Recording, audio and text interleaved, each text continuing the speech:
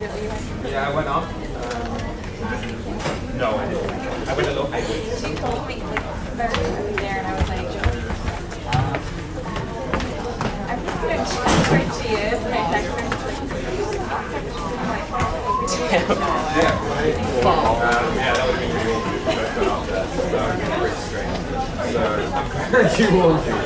No, I waited for like an hour after that.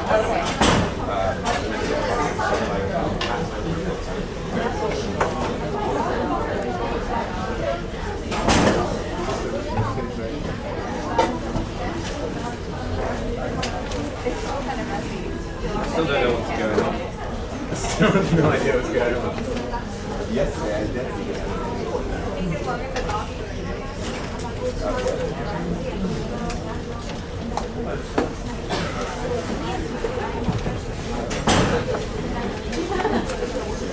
So, how are you guys doing? what? Okay. So today's the due date Yeah, of the homework. So I'd appreciate if you guys could pass them from here, and I'll collect them here.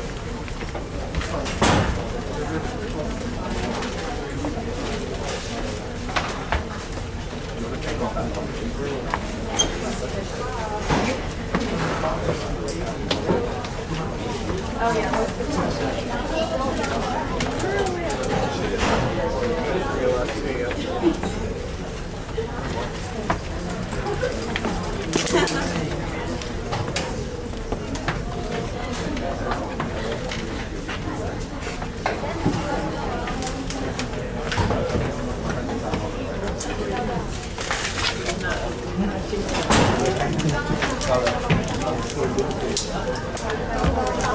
Oh yeah, I mean that's the plan. So like I'm working my way down the spectrum. So there, orange, I yellow, didn't know there was a strategy. the next one. Well, I have to just know what to do. Let's go by that. Let's just add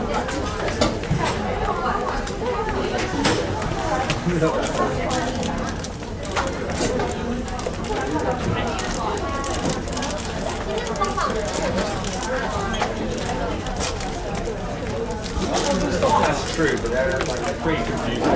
It's not the evidence.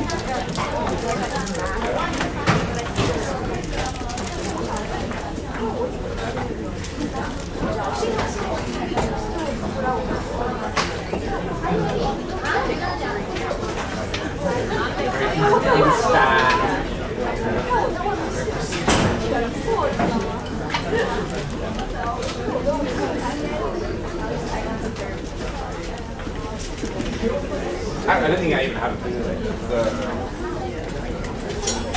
I can always use that green one.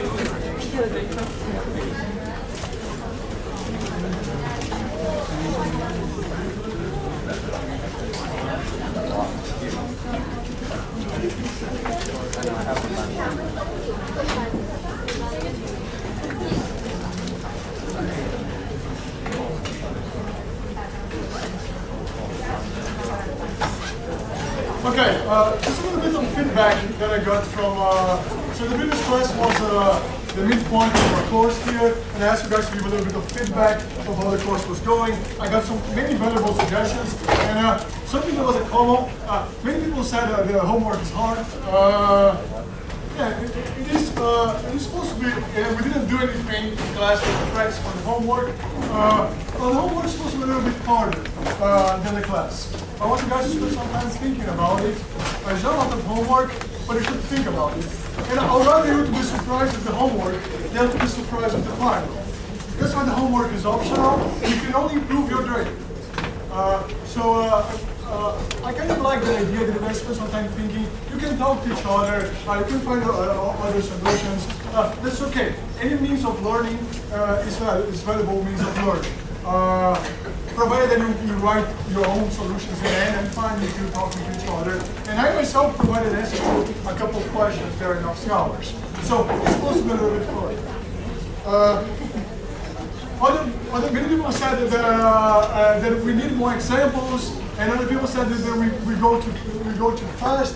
But in this course, I try to sacrifice depth for content. So I want to teach more things to you guys, I want you guys to learn many things that advanced macroeconomics may be about. So we end up having fewer examples. But I hope you can have in mind that many of the examples we have here, they can be generalized for many situations in real life. One suggestion that a few people said, this kind of a good suggestion, is that like 2 hours is overwhelming. I know. I didn't come up with the time to be 2 hours. And so people suggest you could have 5 minutes of break in 1 hour. How do you guys feel about it? Yeah. Okay. You guys know? I'm going to end up at the same time, at 2 p.m. Sometimes I get really tired too, and I end up at 2:55. So if you got 5 minutes of break, I'm probably going to end up at 3. Okay? But I think it's a good idea because then most of us can rest for 5 minutes, and then you come back more energized. I'll try to do this today. If you have any more suggestions, just let me know. Okay, just a little bit of the feedback that I got from there. I got some people cursing me there, but it's okay. Yes, you don't get any from there. Yeah, I know I degraded the religion, so. He doesn't like it. Okay, in today's class, in the previous class, we talked about infinite or sequential games. Okay, when you have a move, you observe the move, then someone else goes there, and then we have another move. We're going to talk now about a specific sequential game. This is called repeated game. Okay, I'm going to put an example here, and I'm going to need some people. To trade. So.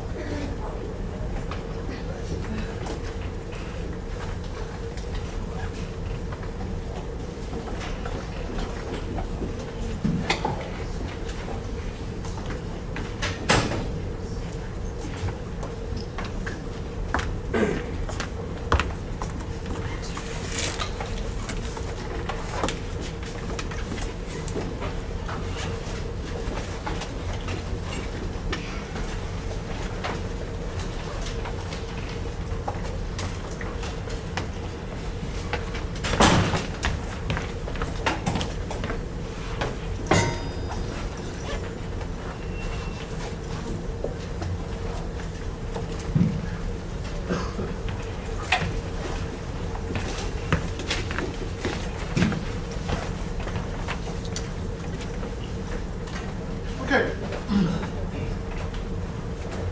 I need 2 volunteers to play this game. What got your name? Rohan? Rohan? I need Rohan and I need someone else on this side here. You can volunteer, or we can volunteer the way they volunteer between the other. Okay. Your name is please? Agent? Agent and Rohan are going to play the prisoner dilemma, and you're going to play the prisoner dilemma 5 times. Okay? So not only once, not only twice, but 5 times. Why do I make people play prisoner dilemma 5 times? This is going to be the chaos. Okay. Rohan is with R. Yeah. And with H. Agent with H. Why do they make people play prisoner dilemma several times? Not that they're going to meet each other in the prison and try to decide to confess or not. But the idea behind it is a prisoner dilemma is a metaphor for many situations that we find in life. You know, every day when you get in life, when you come here, when you get in the bus, you get a chance to screw the person who is just by your side, or you can just cooperate. Right? You can cut the line, or you can cooperate. And the thing is, this happens every day and many times when you have this trade-off of do what is best for us, regardless of what the other does, which is to be fact, or to try to be nice to the other and to cooperate. Okay, this is still the same game as it was before, just change the payoffs a little bit, but the idea is still the same. So they're going, Rojan, and Agent, they're going to play the game 5 times, and this 5 times repeated game is the total game. Just pay attention to one thing now. There is this total game, the general game, which is 5 times the prisoner's dilemma. And there is the stage game. Each time it's played, this is going to be called a stage game.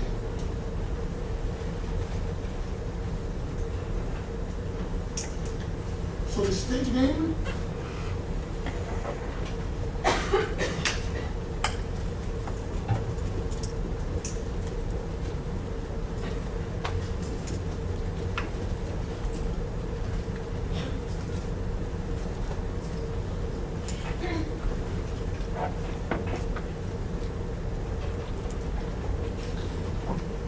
the stage game is a game that is going to be repeated. Okay, so they're going to play the game. They're going to observe the outcome, and then they're going to play again, observe the outcome, and do this 5 times. Okay. So I'm going to ask Rohan. Rohan. Yes. Rohan and AJ. Rohan and AJ to write the first thing they're going to do. C stands for cooperate, and D for defect. Okay? Write the first thing. Did you write already? We're going to do the first time. Did you write? AJ. You know what we're supposed to do here? Yeah, just have cooperate or defect. Defect is not cooperating. Cooperate or defect.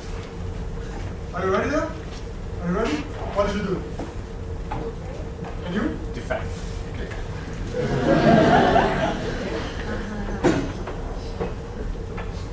Okay. Now let's play again this game. Okay? This is a D of defect. Yeah. Okay? Then I'm going to compute the scores here, but it's okay. Now let's go again. Are you ready? Second round. Rohan, what did you do? Defect. And you?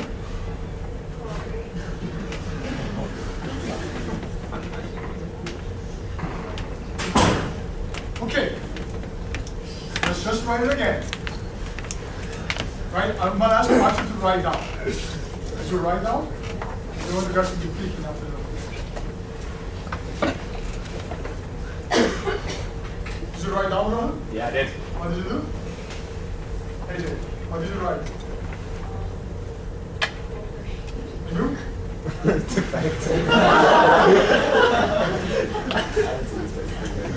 I'm going to use another game here. Okay, let's write again. All right. Did you write down? Yep. Did you write down? Good. What did you write down? Defect. And you?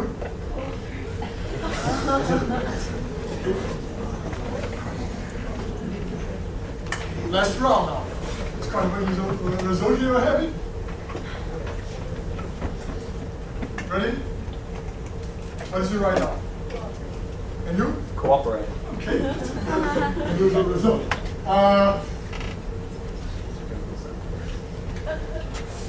So overall, Graham gets 16, 7, 19 points. And it gets 20. Can you just tell me, Graham, Yeah. what did you have in mind there when you changed in the end? I wanted to do something different. I've been bored. I was bored of like defecting every time. And I decided It's a to fun reason. cooperate. So, this is a very different game now. Okay? And nothing weird things. AJ, do you want to tell me why did you come up with the idea that we should cooperate all the time?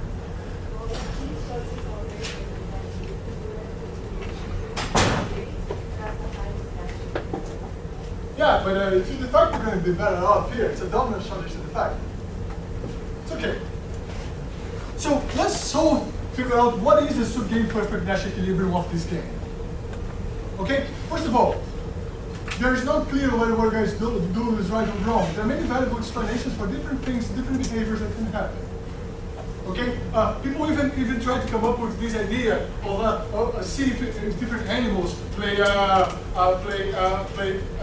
Prisoner's Dilemma. So those would be a little bit like people who cooperate all the time. I just cooperate all the time. I'm always nice.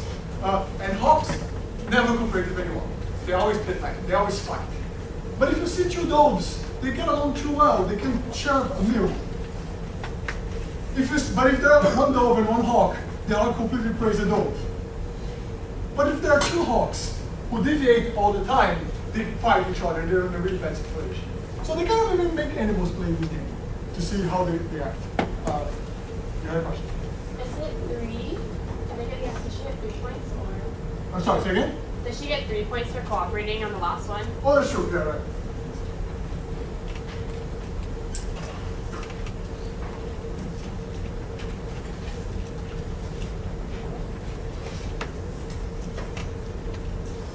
Okay, so this is so let's solve this game by backward induction to figure out what is this, the subgame perfect dash equilibrium of the whole game.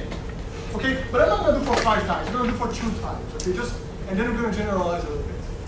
So.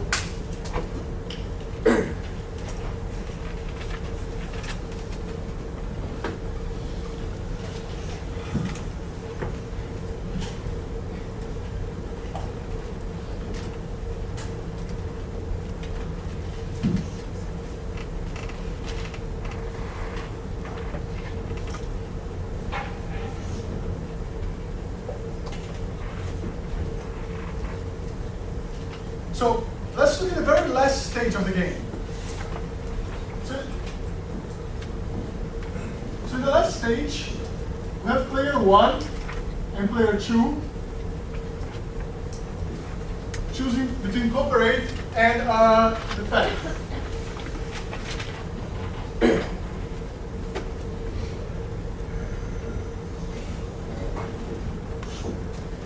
Okay, let's just look when you get there to this moment.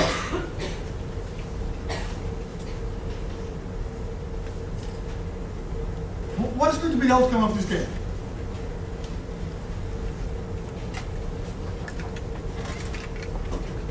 When we arrive at the very last stage game, what is going to be the end? What is going to be played?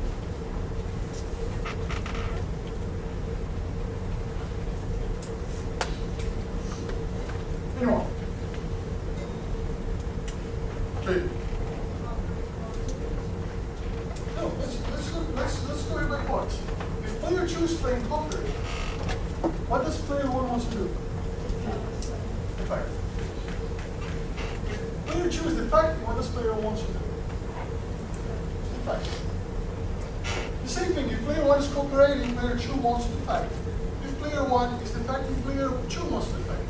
Indeed, defect is a dominant strategy as it always is in the prisoner's dilemma, and that's the only possible outcome for the last stage.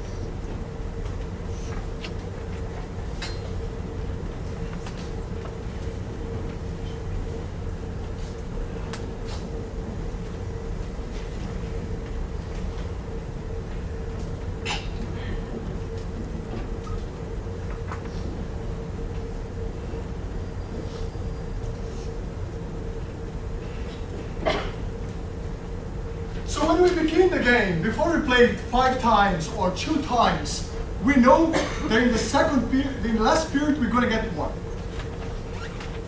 It's a dominant strategy to play 1, so in the last period we should get 1.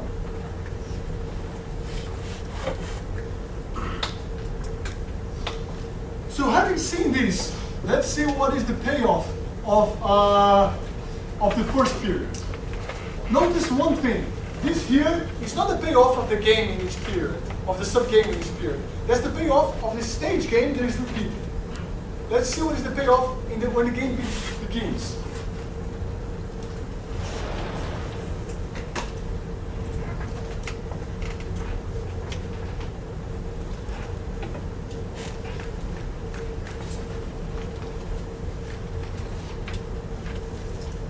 Okay, just before we talk about this, I forgot to mention what is the strategy in this game.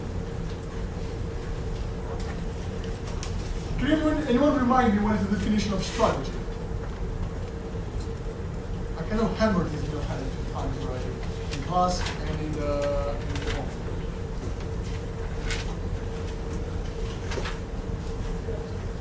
So, what is the definition of strategy?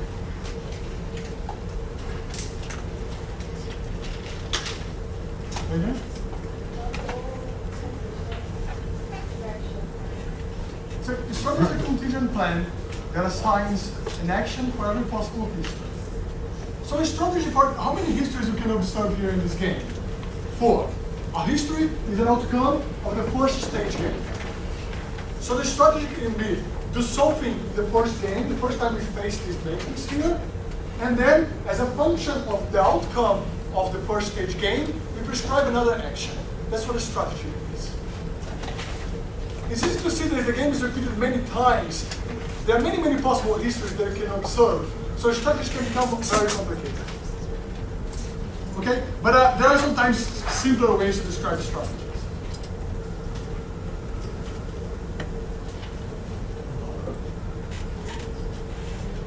So,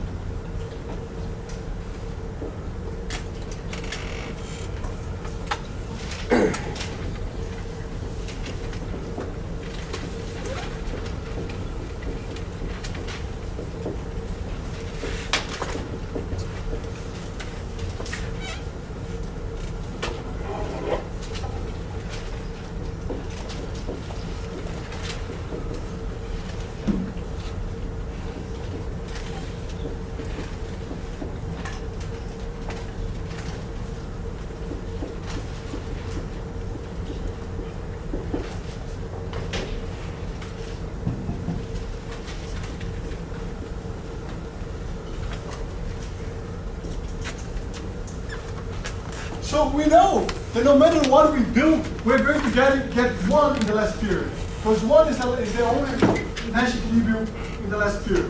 So when you look from the point of view of the first period, of the first game that should be played, our payoffs actually should be something like this. So if both of us cooperate, you're going to get 3, but I'm getting plus 1 in the next period. 3 plus 1 in the next period.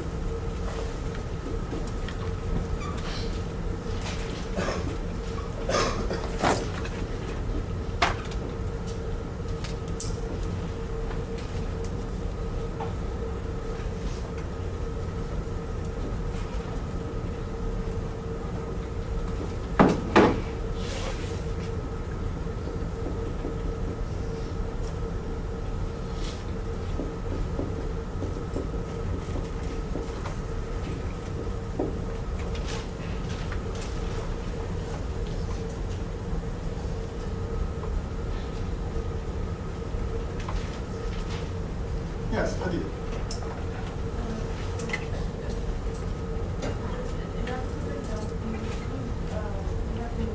Yes. Now we're going to talk exactly about this now. So now let's look here. In the second period, we're going to get 1. Okay? We're going to play against each other, and then we're going to deflect, and then we're going to deflect in the last period. So let's look at the first period here now. What can we get? Well, if I know you're player 2, if I know that you are going to cooperate, I'm going to cooperate you. No, I'm going to defect, because instead of 4, I'm going to get 5. The same thing, if I know that you're going to deviate, I'm going to deviate you.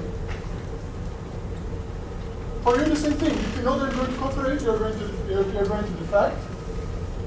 And if I'm going to defect, you're going to defect too. So the only sub-game perfect Nash equilibrium of this game is to defect in the first round and the strategy would be defect in the first round, and in the second round, defect no matter what happens. You write this down.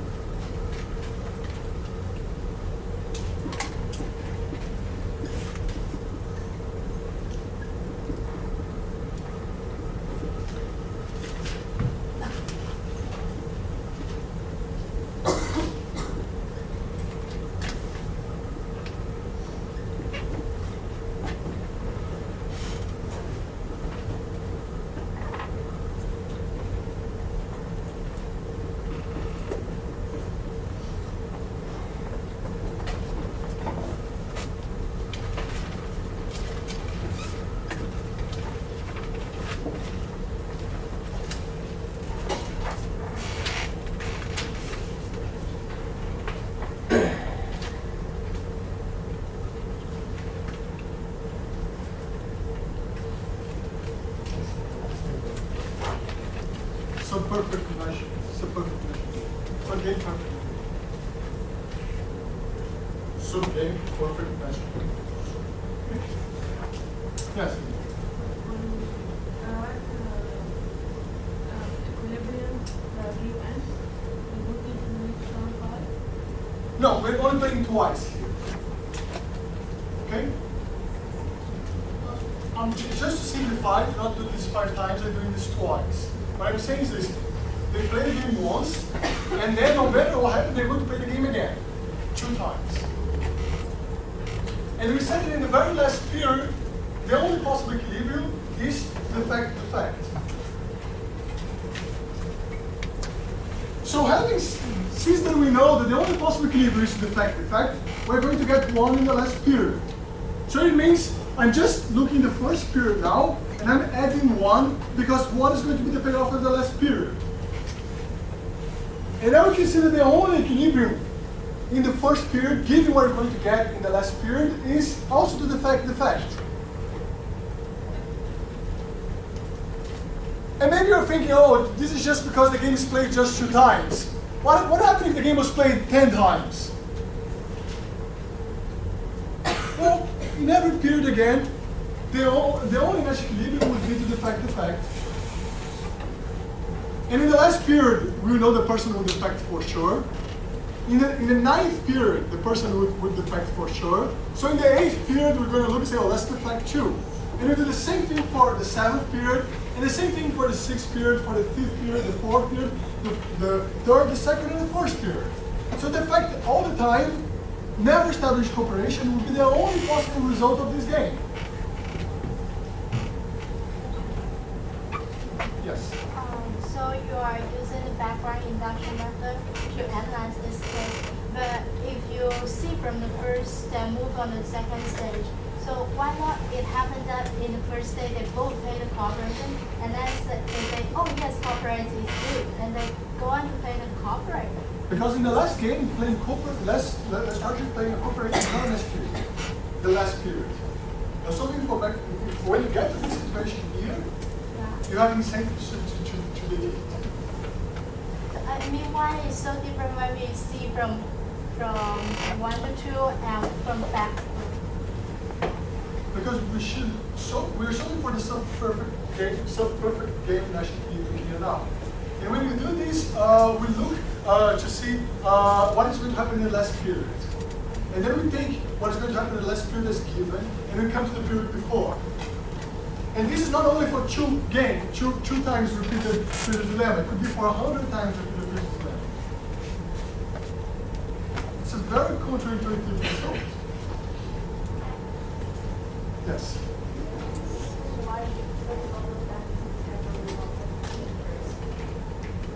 It does depend. Oh, because no matter what happened, a strategy must prescribe an action given all possible history.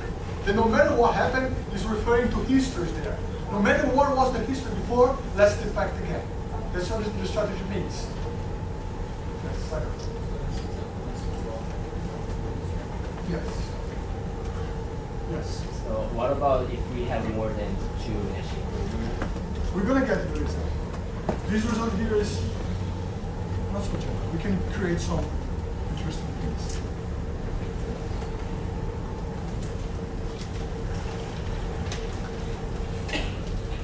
So between the brackets is the thing that is the strategies in a Soviet perfect Nash equilibrium. This kind of effect is very puzzling because we do see, and this could happen if there was 100 periods, because we do see cooperation arise in real life. People do cooperate. And we call this effect the lame duck effect.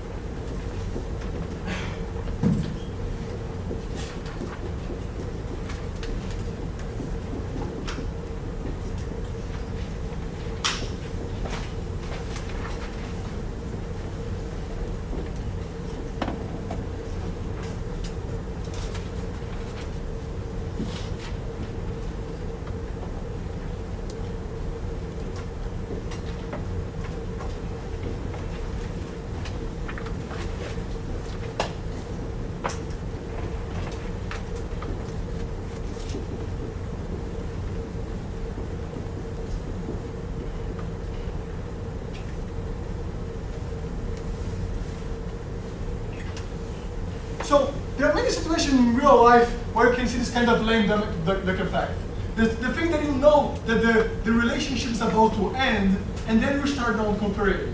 I just moved in, and I had my roommate for 2 years, and things always worked perfectly. As soon as I decided we were going to start moving, stop paying bills, it got late. When you start packing, some of my stuff that belonged to both of us disappeared. He packed for himself. Which is a guy who was always nice most of the time. But as soon as we decided that we would stop interacting, this kind of thing happened. If you're in a relationship, things are very nice and your partner is very sweet to you. But as soon as you decide you're going to break up, there's a big chance you start doing some mean things that you would never do otherwise. It's quite common. If you're in a company, the company is about to file for bankruptcy, you never steal things. But as soon as they know that the company is going to file for bankruptcy, the employees start stealing things, people sell their actions with private information. Those are all situations that because the fact that the end is near makes people act non-cooperative. They even have this term for politics. When the president is in office after and he's no longer running for re-election, and the last presidential election has already happened, the president does weird things that he wouldn't do if he was just still in the political game. I think the last day of office, Bill Clinton signed the International Criminal Court treaty that says the United States would be subject to International Criminal Court. In the very last day of office, he probably wouldn't have done this before because it's kind of a controversial decision. And there are many examples. I'm not expert in politics in this country, so but there are many examples of acts that were lame effects.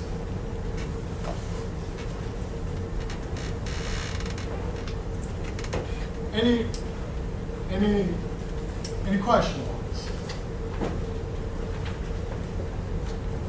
Well, in order to enforce cooperation, two things should happen.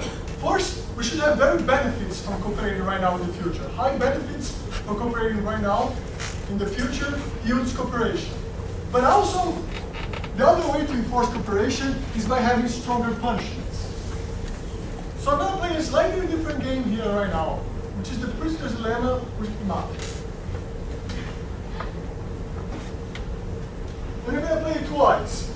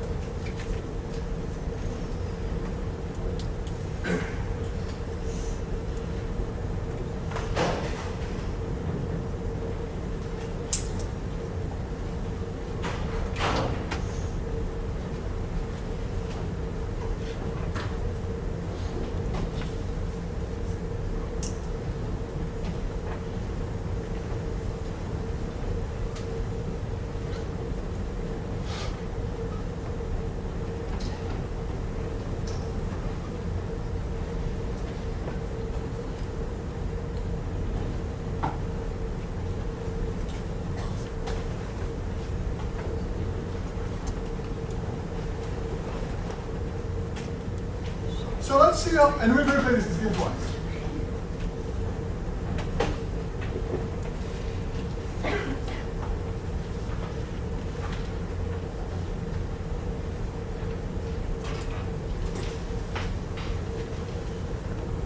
So the game is exactly the same game as we had before. We show up there for our everyday interaction. I can open a door for you, you open a door for me. You can cooperate or you can defect, but I can also call the mafia to beat you up. Okay? So they like you, I call the mafia and beat you up. And calling the mafia is not a good option because if I call the mafia and you decide to cooperate to beat you up, it costs me 1 buck and you get beaten up. It's fine. If you call the mafia to beat me up, you have to pay 1 and I get beaten up, -5. But if you both call the mafia, it's really bad because we started a war and it's -10. So calling the mafia, it's never a good strategy. Okay? So first thing that you should notice is this is the stage game. The big game is the game played twice. So what is the Nash equilibrium of the stage game? You can check, look around, but it's still to the fact it's a dominant structure. Okay? The best thing is always the fact. And here doesn't matter. And here, the best thing is fact. So this is the only Nash equilibrium of this stage game.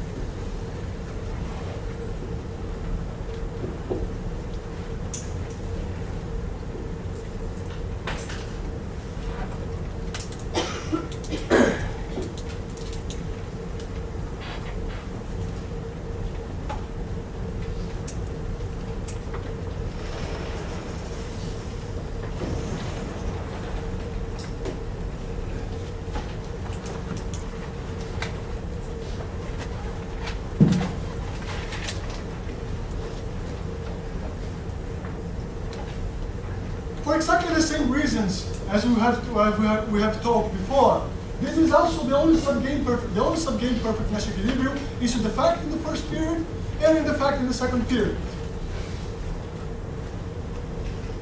Right? It's the same reason as we have done before.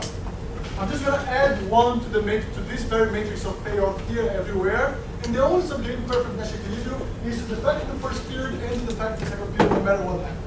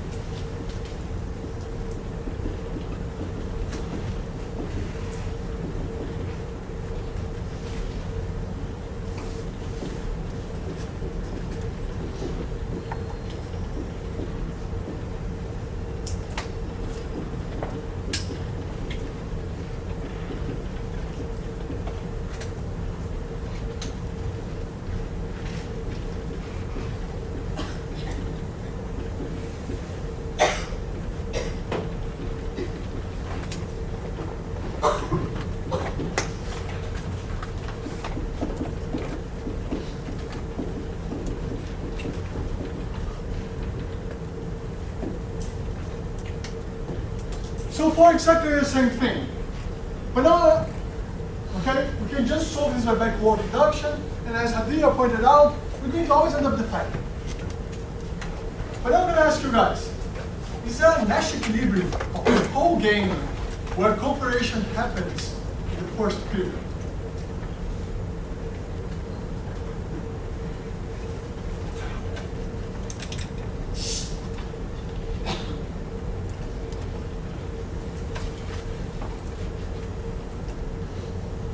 Can anyone come up with a strategy that will yield cooperation in the first period? And that strategy consists of a Nash equilibrium.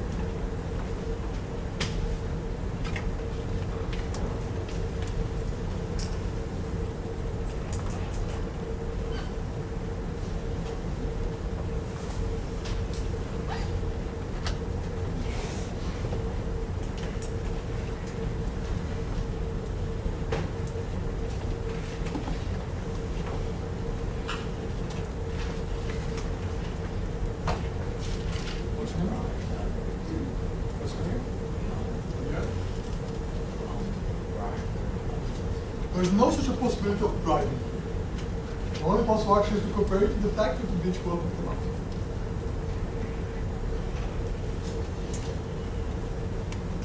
Okay.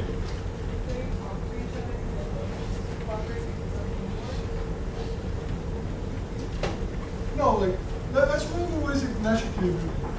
It's a pair of strategies such that given what the other one is doing, the one has incentive to change.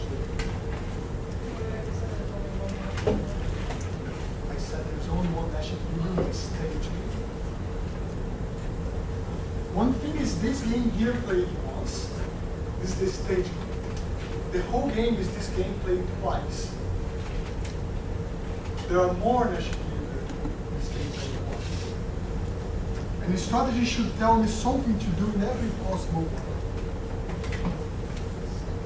Yes.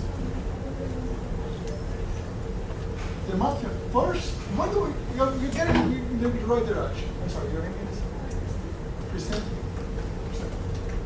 Not in the mafia first. We want to make cooperation happen in the first period as a national unit. But I think you were into something. What is going to make cooperation possible is the fact that let's play like this. Let's play the first period. And I'm going to cooperate in the first period because I'm a nice guy. But if you don't cooperate, then you play. If I observe cooperation, fine, I'm going to simply put the fact in the next period.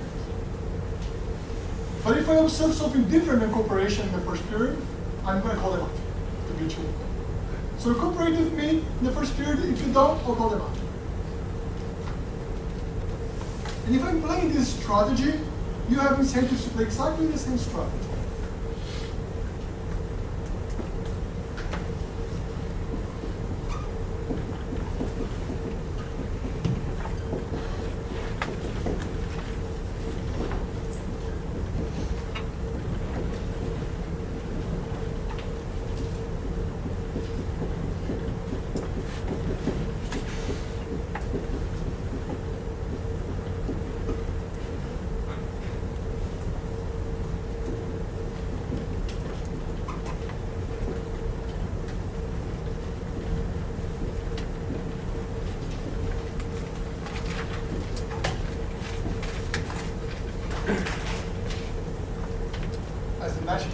Nice ace. Yes.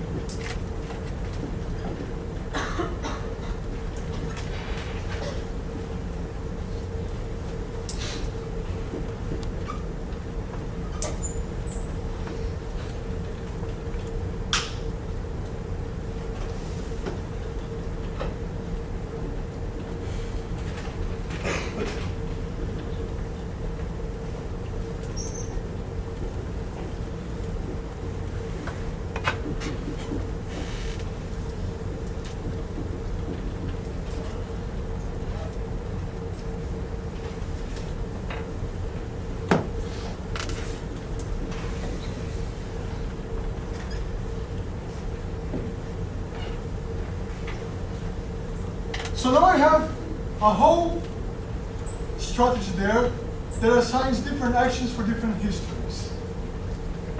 Start by cooperating.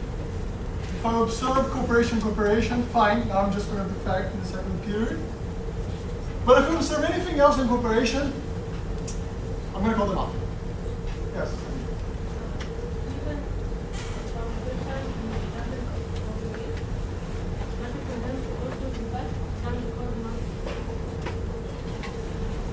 No, the structure is something like this.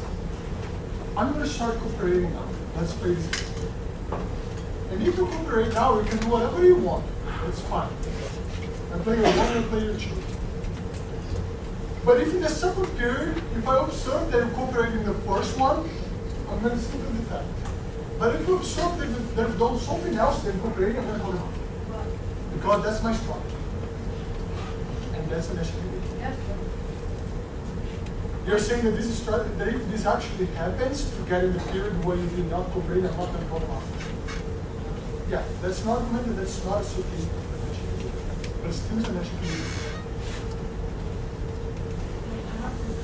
Reasoning behind these strategies examine which option is better and take it, or it's you do it erratically. Like I just decide I don't even look at the table and No, strategy is something that is like that I prescribe a plan and action, and if it is equilibrium, means that I have no incentive to deviate alone, to change this strategy alone. There are many possible strategies there. I just coming up with one of them that you have no incentive to change, and in equilibrium, you end up getting cooperation in the first period. but if you call it a mafia, it would be It's either a second period. yeah, it would be clear left to work or left to try and risk then Oh, I agree with you. I'm not going to in equilibrium. I'm not going to end up calling the mafia. Because in equilibrium, you're going to cooperate in the first one. So I'm just going to fight. That's the idea of Nash equilibrium. This idea that you have to be optimal in every possible single period of the game, this idea of subgame perfect Nash equilibrium. I'm dividing here between subgame perfect Nash equilibrium and Nash equilibrium. Okay?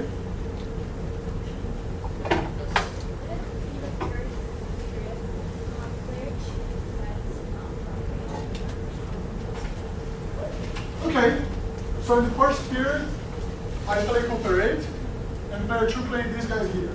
Okay? And he calls them up.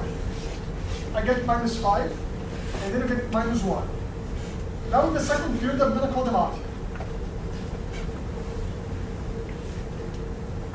Does player 2 have incentives to deviate from this strategy? Yes, he has, because it's not good for him to call them off in the first period, and it's not good for him to for me to call them off in the second period. So this is not an equilibrium strategy.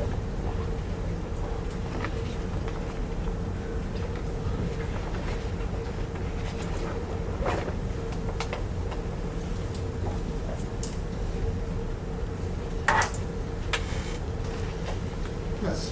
So devise a strategy that forced him to allow you to make the defects. The goal was so that you could defect on the second stage. The last one, you devised a strategy, the last stage. And so you devised a strategy that incentivized him to do that, to allow you to defect. You wanted him to cooperate. That benefits you most by defecting the last stage. Yes, I want cooperation happens in the first place. Right. And it's fun.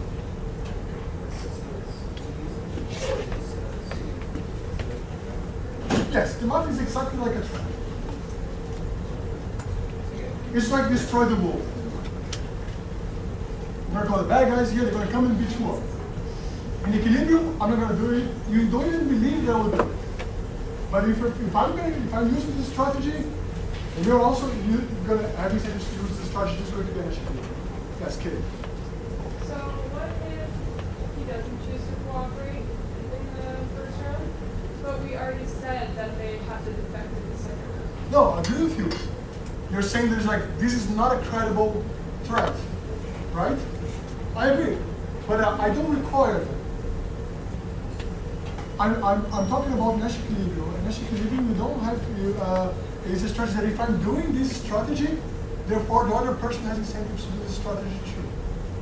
So it's not like what we did before where we said in the second round you have to do this. It's not what I've done before.